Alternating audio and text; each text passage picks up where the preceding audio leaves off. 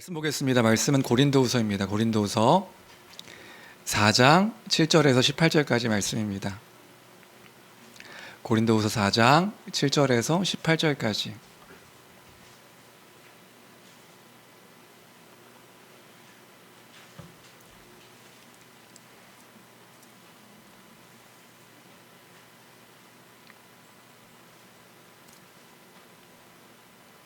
고린도후서 4장 7절에서 18절까지. 제가 가진 성경은 신약성경 289페이지입니다. 289페이지 4장 7절에서 18절까지 한 목소리로 함께 읽겠습니다. 4장 7절에서 18절 천천히 읽습니다. 시작. 우리가 질그릇에 가졌으니 이는 심히 큰 능력은 하나님께 있고 우리에게 있지 아니함을 알게 하려 함이라. 우리가 사방으로 우겨쌈을 당하여도 쌓이지 아니하며 답답한 일을 당하여도 낙심하지 아니하며 박해를 받아도 버림받지 아니하며 거꾸러뜨림을 당하여도 망하지 아니하고 우리가 항상 예수의 죽음을 몸에 짊어짐은 예수의 생명이 또한 우리 몸에 나타나게 하려 함이라. 우리가 항상 예수를 위하여 죽음에 넘겨짐은 예수의 생명이 또한 우리 죽을 육체에 나타나게 하려 함이라. 그런즉 사망은 우리 안에서 역사하고 생명은 너희 안에서 역사하느니라. 기록된 바 내가 믿었으므로 말하였다 한 것 같이 우리가 같은 믿음의 마음을 가졌으니 우리도 믿었으므로 또한 말하노라. 주 예수를 다시 살리신 이가 예수와 함께 우리도 다시 살리사 너희와 함께 그 앞에 서게 하실 줄을 아노라. 이는 모든 것이 너희를 위함이니 많은 사람의 감사로 말미암아 은혜가 더하여 넘쳐서 하나님께 영광을 돌리게 하려 함이라. 그러므로 우리가 낙심하지 아니하노니 우리의 겉사람은 낡아지나 우리의 속사람은 날로 새로워지도다. 우리가 잠시 받는 환난에 경한 것이 지극히 크고 영원한 영광에 중한 것을 우리에게 이루게 함이니 우리가 주목하는 것은 보이는 것이 아니요 보이지 않는 것이니 보이는 것은 잠깐이요 보이지 않는 것은 영원함이라. 아멘. 아멘. 네, 우리는 계속해서 고린도후서를 함께 보고 있습니다. 사도 바울은 복음을 전하면서 참 어려운 일들을 많이 당했었습니다. 복음을 전하는데요, 어려움들이 참 많이 있었던 것이죠. 그런데 이 고린도후서를 쓸 당시까지, 그러니까 이제 계속해서 여러 서신서들을 쓰고 이제 복음을 전하는데, 이 고린도후서를 쓸 당시까지요, 자신이 경험한 것들 가운데 가장 큰 어려움, 가장 큰 환란이라고 할 수 있는 또 한 번의 충격적인 사건이 아시아에서 당한 환란이었던 것 같습니다. 그러니까 아시아에서 당한 환란이요, 바울에게 있어서 또 한 번의 되게 충격적인 어떤 사건이었던 것 같아요. 이 아시아에서 어떤 어려움이 있었는지, 어떤 환란이 있었는지는 정확하게 알 수 없습니다. 성경에서 기록하고 있지 않아가지고 그 사건이 어떤 것이었는지는 정확하게 알 수 없지만 고린도후서 1장 8절 9절을 보면 그 아시아에서 당한 환란이 얼만큼 큰 것이었는지를 대략적으로 짐작해 줄 수 있는 그런 표현이 있습니다. 우리 고린도후서 1장 8절 9절 말씀, 우리 앞에 PPT가 있어서요, 같이 함께 읽어볼까요? 함께 읽겠습니다. 시작.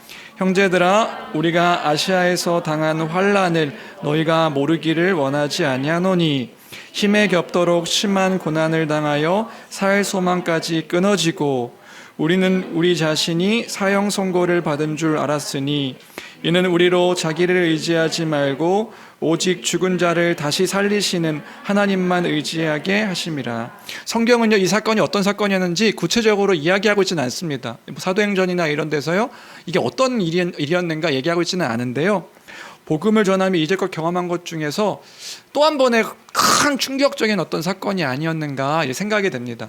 그러니까 실제로 죽음의 문턱까지 가서 사형 선고를 받은 것처럼 살 소망까지 끊어질 만큼의 어떤 충격적인 그런 사건, 그런 일이었구나 우리는 이렇게 짐작할 수 있는 거죠.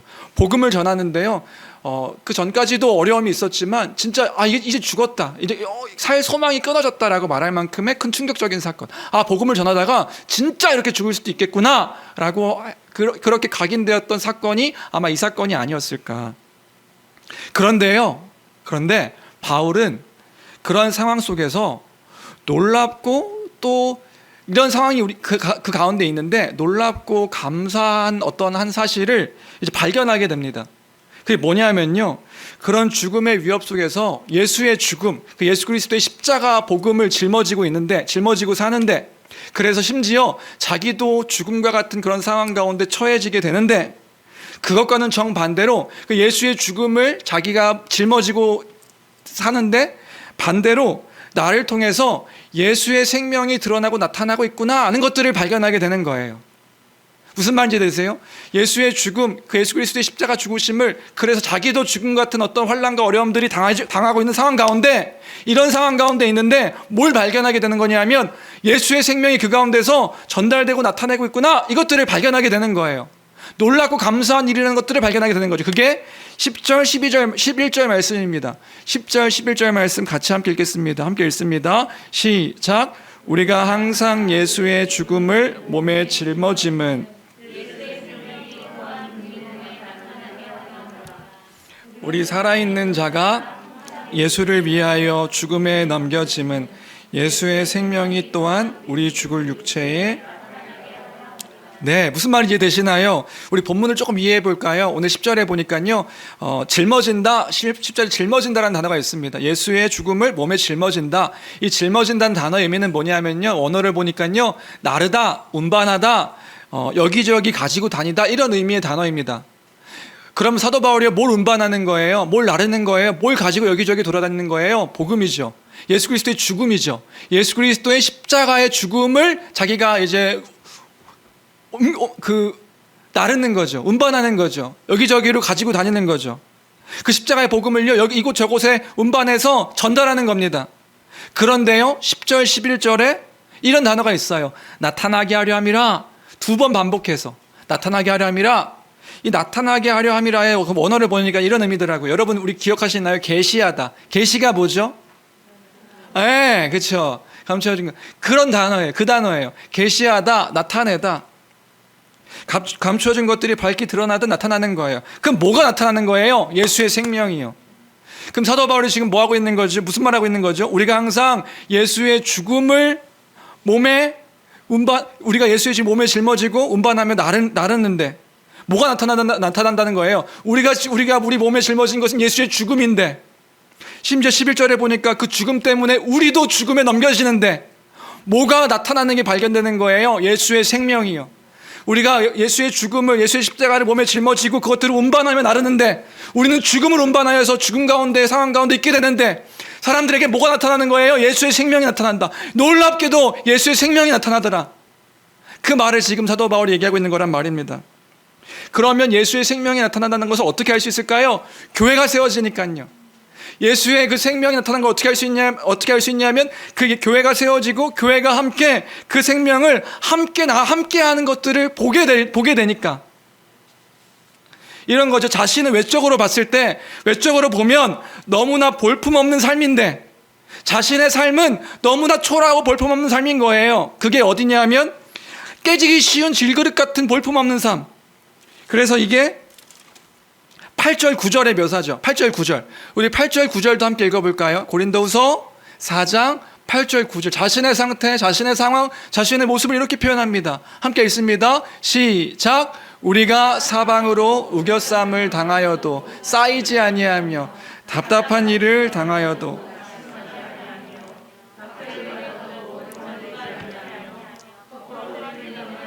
망하지 아니하고. 우리가 사방으로 우겨쌈을 당한다는 거예요. 우겨쌈을 당한다는 건 무슨 의미냐면 이게요, 짓누르다, 압박하다, 누르다, 그런 단어예요. 내가 있는데 뭔가 누군가 막 짓누르는 거예요. 막 누르는 거예요. 막 압박하는 거예요. 그런 상태. 답답한 일을 당한다. 답답한 일을 당한다는 건요, 당황스러운 일을 만나다, 이런 거예요. 그래서 어디로 가야 될지, 앞으로 가야 될지, 뒤로 가야 될지, 왼쪽 가야 될지, 오른쪽 가야 될지, 어떻게 해야 될지 알지 못하는 그런 상태, 답을 모르는 상태. 박해를 받는다는 건 쫓아온다는 거예요. 쫓김을 당한다는 거예요. 누군가 자기를 쫓아와가지고 막 도망다니는 그런 상태인 거죠. 거꾸로 뜸을 당한다. 이건 내쳐진다, 엎어트린다 이런 단어거든요. 그래서 어떤 책을 보니까요, 지금 그 바울이요 자신의 상태, 그 복음을 품고 가고 있는 이 상태를요 지금 고린도 교회 성도들이 이해할 수 있도록 그 당시에 레슬링 경기를 비유해 가지고 이것들을 표현하고 있는 것이다라고 말하는 그런 책도 있었어요. 그러니까 그런 거라는 거죠. 예수 그리스도의 복음을 믿고 전하는 것 때문에, 그 복음을 따라 살아가는 것 때문에, 그 복음을 따라 살아가는 그런 삶이 모습이기 때문에 무언가 몰리고 있는 그런 상태, 그걸 언어로 그림 그려주고 있는 거예요. 표현해주고 있는 거예요. 복음으로 인한 환난, 복음을 믿고 그것을 따라 살아가는 것을 인하여서 당하는 환난. 그런데요, 그 예수의 죽음, 그리고 볼품없는 자신의 죽음, 아무 힘도 없는 자신의 그런 상황 속에서요 생명이 전달됩니다. 생명이 전달되고 있다는 거예요. 그러니까 자기 모습, 외적인 모습을 보면 아무것도 없어서 초라한데, 질그릇같이 깨질 것 같이 너무나도 연약한데, 근데 뭐가 지금 나타나는 게 보여졌냐 하면 예수 그리스도의 생명이 전달되어지고 있는 것이 보여지고 있다. 나타나고 있다. 그리고요, 생명이 나타납니다. 그리고 그 생명을 보고 사람들이 반응해요. 그리스도의 생명, 그 생명에 사람들이 반응하는 겁니다. 함께 하나님을 아는 사람들로 자라가고 성장하고 또 교회의 그 일들이 반응하게 되는 거죠. 그래서 지금 사도 바울이 뭘 얘기하고 있는 거냐면, 그래서 낙심하지 않는다 이 얘기를 하고 있는 거예요. 무슨 말인지 되시나요? 고린도 교회에 그 말을 하고 있는 겁니다. 우리가 낙심하지 않는다. 왜 낙심하지 않아요? 그 복음을 따라 살아가는데 낙심하지 않는다. 그 복음을 따라서 예수의 죽음을 그냥 운반하는 그런데 내 모습을 보니까 너무나도 초라하고 너무나도 볼품없는데 낙심하지 않는다. 왜요? 내가 보니까 그렇게 그 예수의 죽음을 전하는, 그래서 자신도 죽을 수밖에 없는 상황 가운데 있는 나를 보는데 예수의 생명이 나타나고 있더라. 그래서 우리가 낙심하지 않는다. 나의 상태가 그런 상태인데 낙심하지 않는다. 생명으로 교회가 반응하는 것들을 보니, 함께 세워져 가고 있는 것들을 보니, 내가 그 생명을 함께 나누고 있다는 것들을 알게 되니 낙심하지 않는다. 그래서 사도 바울은요, 그 교회를 보며 한 소망을 보게 됩니다. 그 소망이 뭐냐 하면 그게 13절, 14절이지요. 13절, 14절도 함께 읽겠습니다. 이런 고백하는 거예요. 13절, 14절 함께 읽습니다. 시작. 기록된 바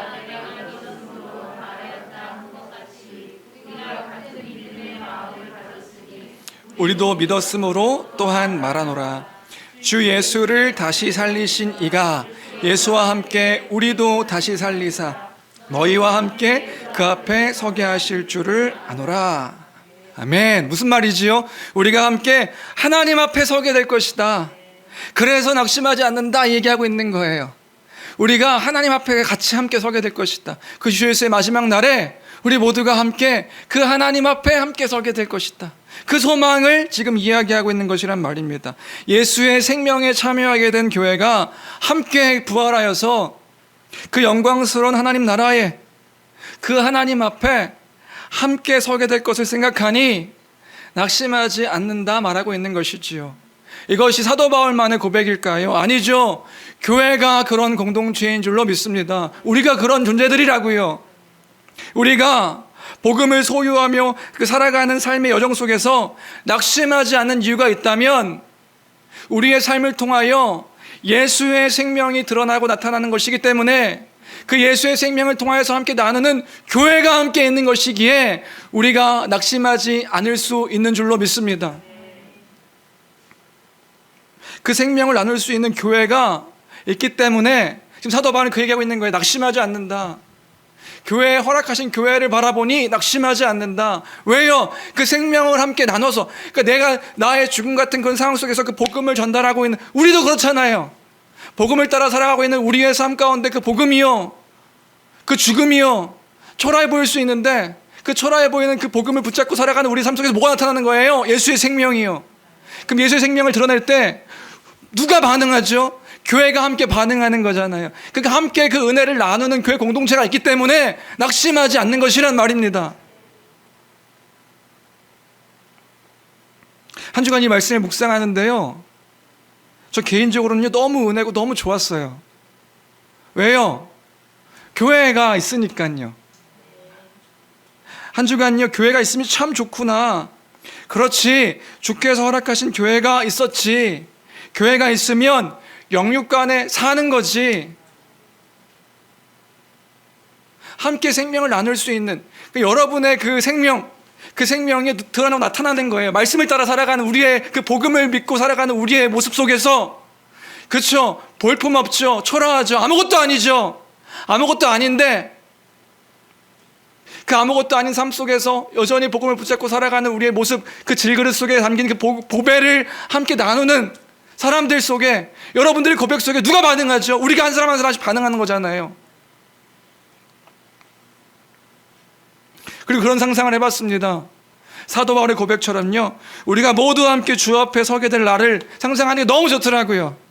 으아, 저만 좋나요? 하나님이 함께 하시고, 하나님, 우리가 마지막 날 주 앞에 딱 섰는데 우리 모두 한 사람 한 사람이 같이 이렇게 함께 예배하고 함께 살아가고 함께 기뻐하고 함께 즐거워하고, 우리가 어떻게 영광스럽게 부활할지 아무도 알지 못하지만 그 모습 속에 서로를 알아보며, 아, 여기 계셨군요, 야, 여기서 함께하고 있군요, 그 주 앞에서 우리 교회에 함께했던 성도들입니다 라고 말할 수 있는 그 날들을 이렇게 바라보니까요 너무 좋더라고요.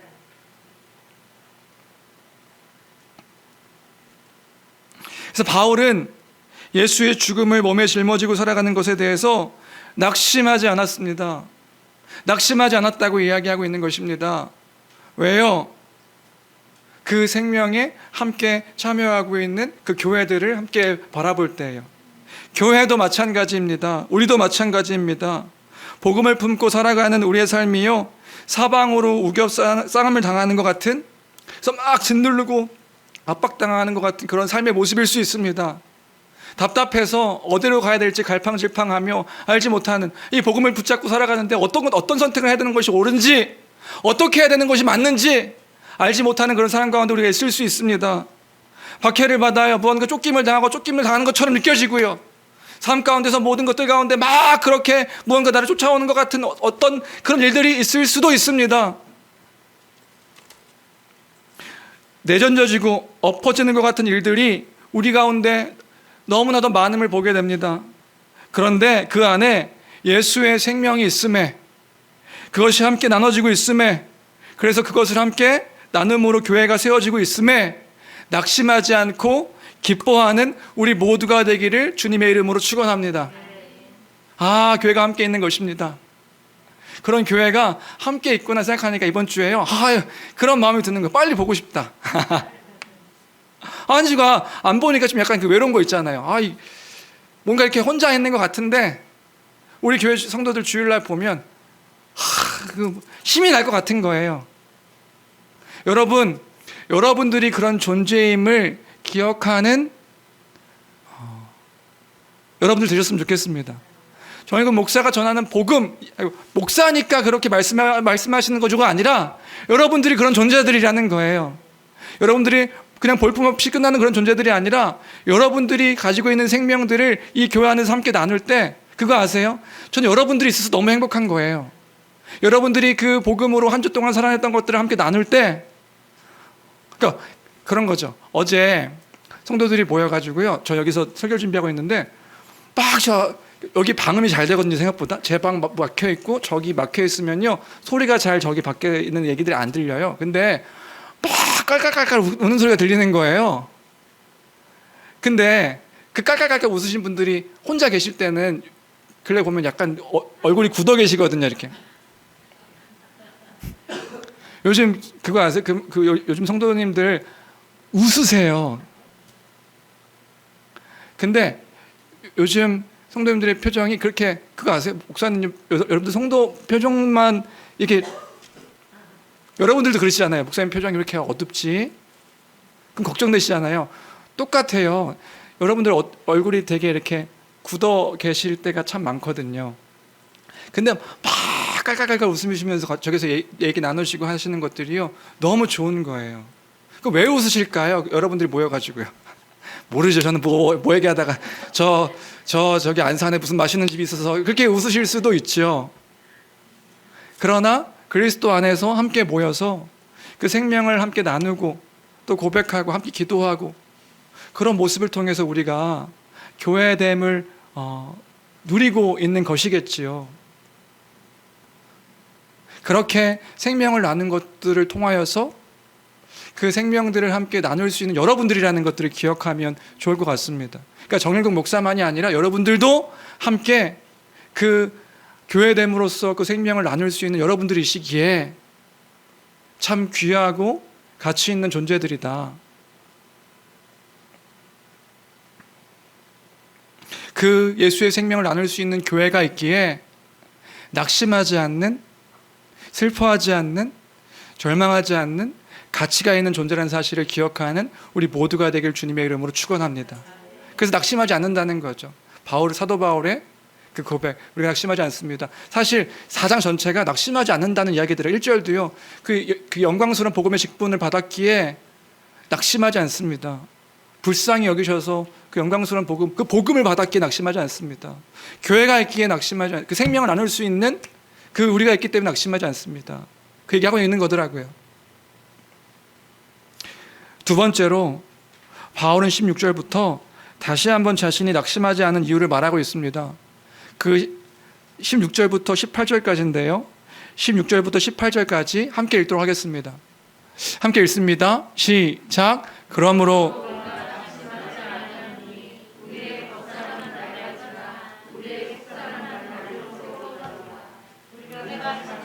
환난에 경한 것이 지극히 크고 영원한 영광에 중한 것을 우리에게 이루게 함이니 우리가 주목하는 것은 보이는 것이 아니요 보이지 아니하는 것이니 보이는 것은 잠깐이요 보이지 않는 것은 영원함이라. 17절 보니까요. 사도는 고린도 교회 성도들에게 현재의 삶에서 자신이 받는 환난이 경하다라고 말하는 것을 볼 수 있습니다. 경하다는 것은 가볍다 이런 뜻인데요. 그럼 생각해 볼까요? 사도 바울이 지금 당하는 환난이 진짜 가벼운 것일까? 경한 것일까? 그렇지 않거든요. 사도 바울이 당하는 환난은요 굉장히 무거운 것이었습니다. 힘든 것이었습니다. 그 고난과 그 박해와 핍박과 이런 것들이요 가볍다고요? 아니요, 가볍지 않습니다. 무거운 거예요. 힘든 거예요. 그런데 사도 바울은 지금 그것이 가볍다라고 말하고 있는 거죠. 그럼 어떻게 가볍다라고 말할 수 있을까요? 그렇게 말할 수 있는 것은 뭐였냐면요, 사도는 자신이 주목하는 것이 보이는 지금이 아니라 영원한 것을 기억하며 살았기 때문이라고 말하고 있는 겁니다. 영원한 것을 소망하기 때문에, 영원한 삶, 하나님의 영원한 그 영광에 중한 것을 바라보기 때문에 잠깐의 환난 가운데 낙심하지 않는다 얘기하고 있는 거죠. 우리의 겉사람은 날마다 후패하나 낡아지지만 죽음으로 가고 있지만 속사람은 하나님을 아는 지식 가운데서 날마다 풍성하기에 낙심하지 않는다. 그렇다면 우리에게 영원함이라는 것은 어떤 의미일까? 오늘 이 두 번째로요, 이 영원함이라는 것에 대해서 좀 한번 생각해 봤으면 좋겠는데요. 영원함이라는 것이 우리에게 어떤 의미일까? 이 영원함, 여러분 영원함이라는 것들에 대해서 어떻게 묵상하시나요? 이 영원함 할 때요, 우리 두 가지 기억했으면 좋겠습니다. 영원하다 할 때요, 두 가지. 먼저는요, 영원함을 묵상할 때 시간의 영원함을 기억하는 우리였으면 좋겠습니다. 시간의 영원함. 이런 거죠. 시간이 영원합니다. 우리에게 허락되어진 그 하나님께서 우리에게 허락하실 그 시간의 영원함이 있습니다. 그 영원함이라는 게 뭘까요? 이런 거죠. 시간이 영원하다. 우리가요, 그 시간이라는 것들요, 선으로 표현해 보겠다고 하겠습니다. 표현해 본다고 합시다. 그러니까 시간을 선으로 표현한다면 그 시간이 영원하다. 지금 사도 바울이 영원한 것들 때문에 지금의 잠깐의 것들은 가볍다고 얘기했는데, 영원하다고 했을 때 시간의 영원함.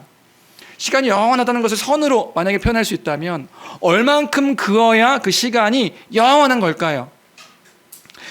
우리에게 시작이 있습니다. 우리에게 태어난 시작이 있으니까요. 우리 시작이 있고 우리의 삶이 영원할 것인데, 하나님 앞에서 영원할 것인데, 그 영원함을 얼만큼 길어야 영원한 걸까요? 여기서부터 저기 시민영제가 살고 있는 제주도까지 쭉 그으면 그게 영원함일까요? 아니죠. 그럼 그건 영원함이 아닌 것 같아요. 그럼 그것보다 더 그어서 우리 김경미 성도님 딸이 살고 있는 미국까지 쭉 그으면 영원함일까요? 아니죠. 더 그어야겠죠. 영원함이라고 한다면, 시간의 영원함이라고 한다면요. 그러면 더 그어볼까요? 저기 우주 넘어서 저 태양까지 쭉 그으면, 태양 가본 적도 없는데 쭉 그는다고 한다면 그게 시간의 영원함일까요? 아니죠. 저 우주 너머에, 그 태양 너머에 알 수도 없는 우주 끝까지 쭉, 우주의 끝이 있다 했을 때 그 쭉 끝까지 그으면 그게 영원함일까요? 아니죠. 그 우주 너머에 끝까지 가는 것, 그 무한대로 가는 것, 그게 시간의 영원함이죠. 그게 영원입니다. 그럼 영원이란 시간은요, 한없이 끝인 거예요. 근데 그 시간 속에서 우리가 살아가고 있는 이 땅에서의 삶을 생각할 때, 100년이라는 시간을 생각할 때 그 100년은 얼마만큼의 길이일까요? 그 영원함의 시간 속에서 우리가 이 땅에 살아가고 있는 그 100년의 시간은요, 100년까지 사실지 잘 모르겠지만, 100세 시대지만 100년까지 살아가실지 모르겠지만 100세까지 사신다 하고, 그 100년의 시간은 얼마만큼의 시간일까요? 아마 영원 안에서는요, 점도 아니라 보이지 않는 그 먼지만도 못한 그 점의 시간이 우리가 살아가고 있는 시간일 것이란 말입니다. 그 짧은 시간의 여정이요, 우리가 이 땅에서 살아가고 있는 그 삶의 여정인 거예요. 그 시간 안에서의 우리의 고난, 우리의 환난, 우리의 어려움, 그것들은요, 경한 것이라고 할 수 있겠죠. 가벼운 것, 물론 지금의 상황 가운데서 너무 무거워 보이지만 그 영혼의 시간 안에서의 우리의 그 지금 받는 환난과 어려움과 고통, 그 괴로움은요, 짧은 것이라고 할 수 있을 것이란 말입니다. 그 사도 바울은 영혼 앞에서, 영원함 가운데 자신의 환난은 경하다라고 말하고 있는 거예요. 짧게 이루어지는 고난, 환난이니까요. 두 번째로, 영혼을 묵상할 때 또 한 가지 생각하면 좋겠는데요. 하나님의 약속의 영원함을 또한 묵상하면 좋을 것 같습니다. 시간이 영원함과 동시에 하나님의 약속의 영원함입니다. 하나님의 약속은 결국적으로 하나님 나라에 대한 약속이죠. 하나님의 백성을 구원하셔서 그 나라를 이루어가시겠다는 그 약속이 성경을 통하여서 우리에게 약속하시는 약속이잖아요. 하나님의 나라를 이루어가시겠다. 그 하나님의 약속에 대한 영원함입니다. 예수 그리스도의 십자가를 통하여서 그 의와 형벌 대속적 죽음으로 우리를 의롭다 여겨주셔서 하나님 나라의 백성 삼아 주셨습니다. 그 백성이 되게 하시고 우리에게 그 복을 허락해 주시니, 그 복이 무엇인가요? 하나님 나라 가운데서 서로 사랑하는 사람들이 함께 더불어서 사랑하며 살아가는 그 복, 서로 사랑하며 사는 거예요. 미움과 다툼과 시기와 질투와 서로 싸우고 욕하고 미워하고 그런 것 없이 서로 한 몸처럼 사랑하는 공동체가 살아가는 겁니다. 하나님의 일을 하며 보람을 누리죠. 기뻐하며 일을 하는데요, 기뻐하며 즐거워하며 보람을 누립니다. 또요, 풍요롭고 풍성함이죠. 내일 무엇을 마실까, 무엇을 먹을까, 무엇을 입을까 염려하지 않습니다. 날마다 주어지는 풍족함으로 인하여서, 풍요로움으로 인하여서요, 더 무언가를 가지려고 싸우고 경쟁하고 하지 않습니다. 그것이 하나님 나라의 복이지요. 그 풍성함이요, 그 풍성함의 약속이 영원함입니다. 죄 많은 세상에서의 그 삶은요, 그 시간의 영원함 안에서 짧은 시간이지만 우리에게 이 땅 가운데 허락되어진 그 죄 많은 이 땅 가운데서의 삶은요, 짧은 시간이지만 하나님 나라 가운데서 누리게 될 안식은요, 영원함입니다. 그걸 묵상하는 거예요. 우리가 지금 묵상해야 될 건 뭐냐면 하나님의 약속의 영원함입니다. 그 안식을 누리며, 그 참된 안식을 누리며 영원토록 살아가는 삶이 영생이지요.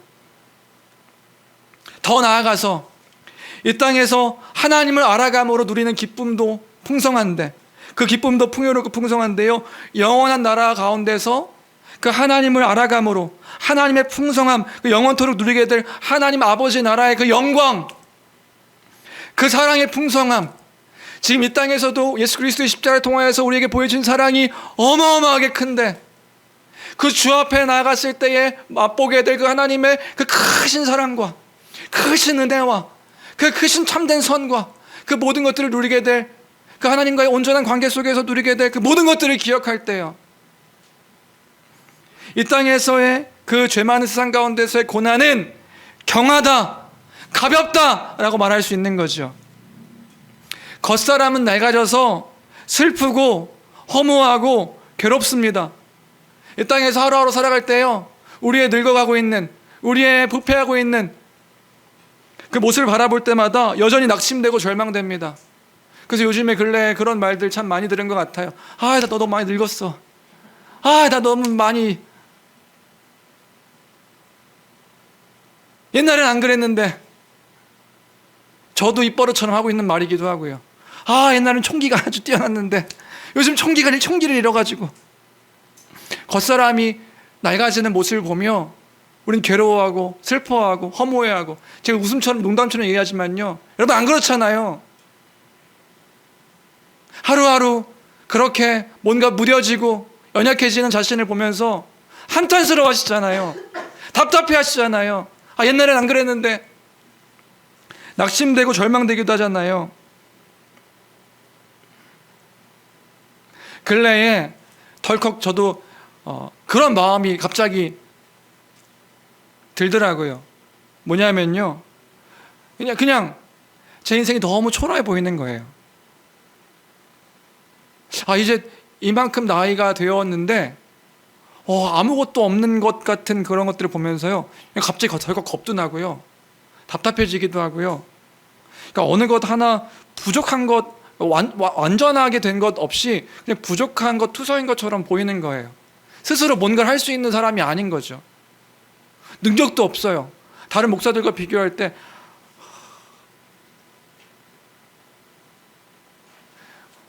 홈페이지를 만드는데 홈페이지에 제 이력을 적어야 되는 거예요. 근데 다른 홈페이지를 보니까 다른 목사님들은 무슨 학사, 석사, 저기 외국의 박사, 어디 대형교회 목사, 부목사 출신 얘기했는데 전 도실다간 적혀 있더라고요. 총신대를 나왔고 총신대 MDB를 했고, 누구나 다 있는. 목사로서 엄청나게 내세울 무기도 없고, 그냥 뭔가 환경적으로 뭔가 막 압박이 오는데 그걸 이겨낼 수 있는 아무것도 없어요. 몸 육신은 점점 약해져서 뭔가 물건을 하나 들 때마다 몸살이 나고, 뭔가 이렇게 잘 하나 다루는 것도 없고, 뭐에 집중하면 눈이 빠질 것처럼 아프고 피곤하고, 뭔가 열정도 사라져 버린 것 같은 그런 제 상태를 보니까 덜컥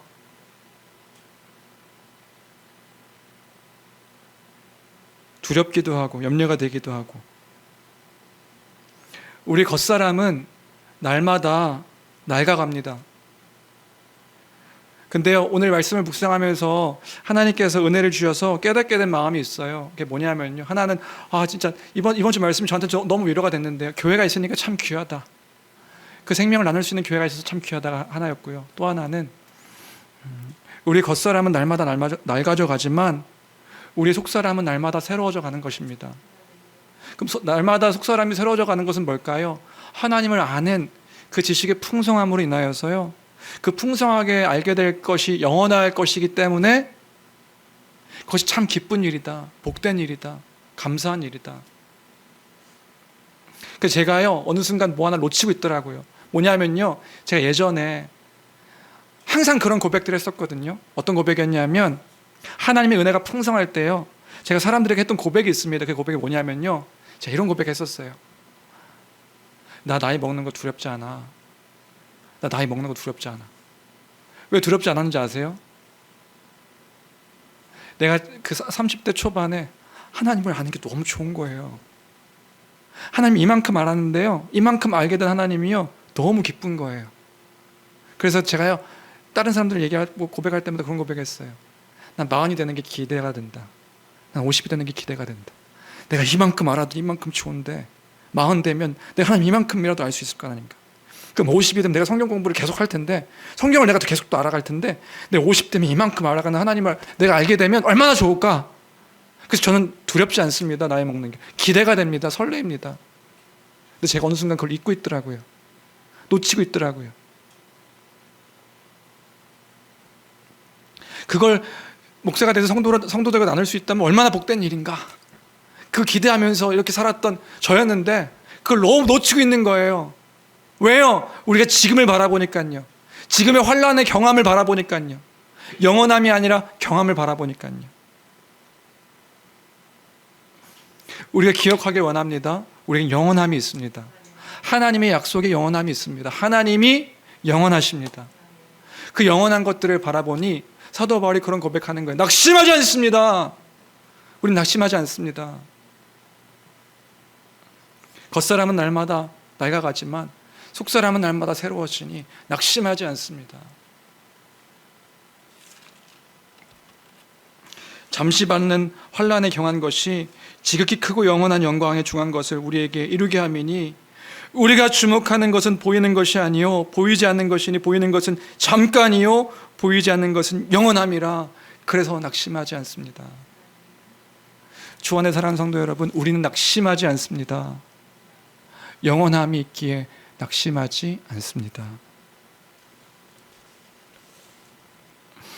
분명히 사도 바울의 삶의 모든 것들이 환난이고 마음의 무거움이고 짓눌림인 것은 분명한데 하나님이 계시니 그 영원하신 하나님이 이뤄가실 약속이 있으니 낙심하지 않습니다. 고백했던 고백이 우리의 또한 고백인 줄로 믿습니다. 그 믿음으로 그 약속으로 살아가는 우리 모두가 되길 주님의 이름으로 축원합니다. 말씀을 정리합니다. 네, 낙심하지 않습니다. 낙심하지 않는 우리가 되기를 소망합니다. 목사로서 여러분의 환난과 또 어려움과 그 무거움이 있는 것을 압니다. 알지요? 있지요. 우리에게 다 있지요. 근데 그 있는 것이 우리가 가지고 있는 진짜 참된 그 위로로 말미암아, 참된 소망으로 말미암아, 그 참된 약속으로 인하여서 모든 것들을 더 중한 그 중한 것들로 인하여서 넉넉히 이길 수 있는 여러분들 되시기를 기도하며 또한 바라겠습니다. 그래서 잊지 않는 우리가 되었으면 좋겠습니다. 그런 교회가 되었으면 좋겠습니다.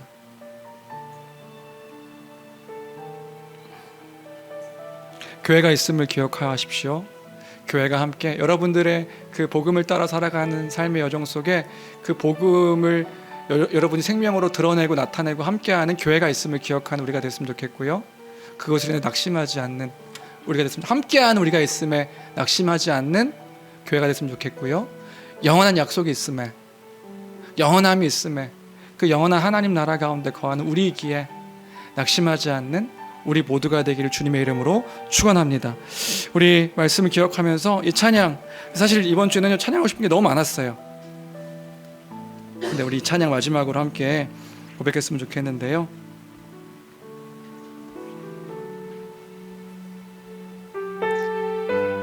우리 하늘의 소망입니다. 우리가 지금 비록 땅을 버타며 살지라도 우리의 영혼은 하늘을 디디며 살고 있다. 그리스도와 함께 살고 있다. 영원한 소망이 있다. 이 믿음으로 함께 찬양하도록 하겠습니다.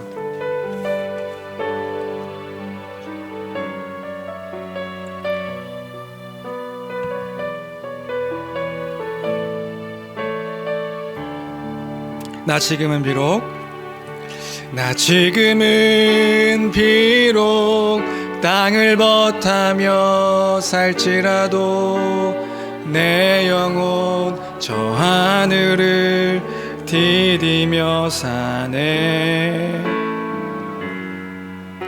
내 주님 계신 눈물 없는 곳, 저 하늘에 숨겨둔 내 소망이 있네.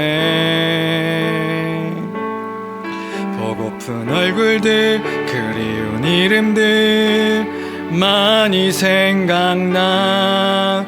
때론 가슴 터지도록 기다려지는 곳. 내 아버지 너른 품 날 맞으시는 저 하늘에 쌓둔 내 소망이네. 주님 그 나라에 이를 때까지 순례의 걸음 멈추지 않으면 어떤 시련이 와도 나 두렵지 않네. 주와 함께 걷는 이 길에 주님 그 나라에 주님 그 나라에 이를 때까지 순례의 걸음 멈추지 않으면 어떤 시련이 와도 나 두렵지 않네. 주와 함께 걷는 이 우리 마지막으로 주님 그 나라에 이를 때까지 주님 그 나라에 이를 때까지 순례의 걸음 멈추지 않으면 어떤 시련이 와도 나 두렵지 않네. 주와 함께 걷는 이 길에. 아멘. 이 시간에 기도하겠습니다. 함께 기도할 때에 하나님 낙심하지 아니하는 그 믿음 허락하여 달라고. 주의 복음이 있음에, 교회가 있음에, 영원한 약속이 있음에, 그 영원한 가운데 우리가 있음에 그것을 기억하여 사방에 우겨쌈을 당하고 답답한 일을 당하고 박해를 당하고 넘어지는 그 내뜨려치는 그런 일을 당한다 할지라도 낙심하지 아니하며 영원한 소망을 두고 살아가는 우리의 삶이 되게 달라고. 주여 우리에게 은혜 허락하여 주옵소서. 주님 우리에게 믿음 허락하여 주옵소서. 말씀 생각하면서 함께 기도하시겠습니다. 함께 기도하겠습니다. 참 좋으신 하나님 아버지, 은혜와 사랑을 감사합니다. 하나님 아버지, 우리가 영원한 것들을 소망하며 아버지 살아가는 우리가 되기를 간절히 소망합니다. 아버지 하나님, 우리에게 그 영원한 소망이 있습니다. 주님 우리에게 그 생명을 나눌 수 있는 교회 허락하여 주셨습니다.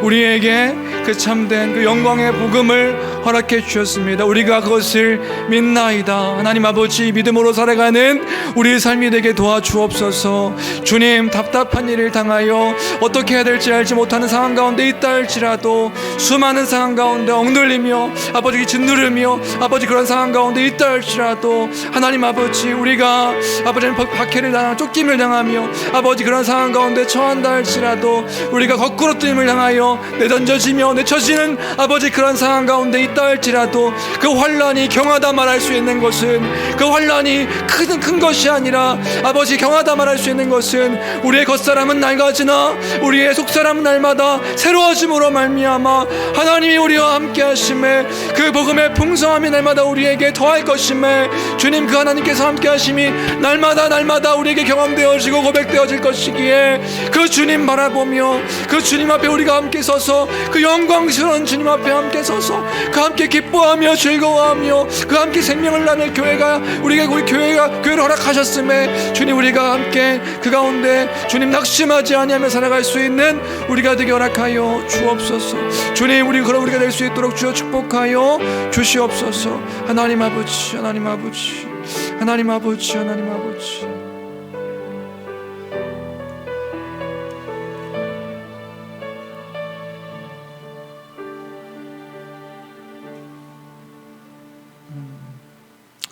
귀하신 주여, 날마다 우리 삶 가운데 주의 복음으로 채워주시고 우리의 눈이 지금 그 보이는 것, 그 잠깐에 머물지 아니하고 영원한 하나님 앞에 우리의 눈이 머물러 그 시선이 우리가 그 하나님의 영원한 약속 가운데 머물러 이미 시작되어진 그 하나님 나라의 영광이 마지막 날 완성되어져서 풍성하게 누려질 것들, 그 영생을 바라보며 참된 안식을 바라보며 살아가는 우리 모두가 될 수 있도록 축복하여 주옵소서.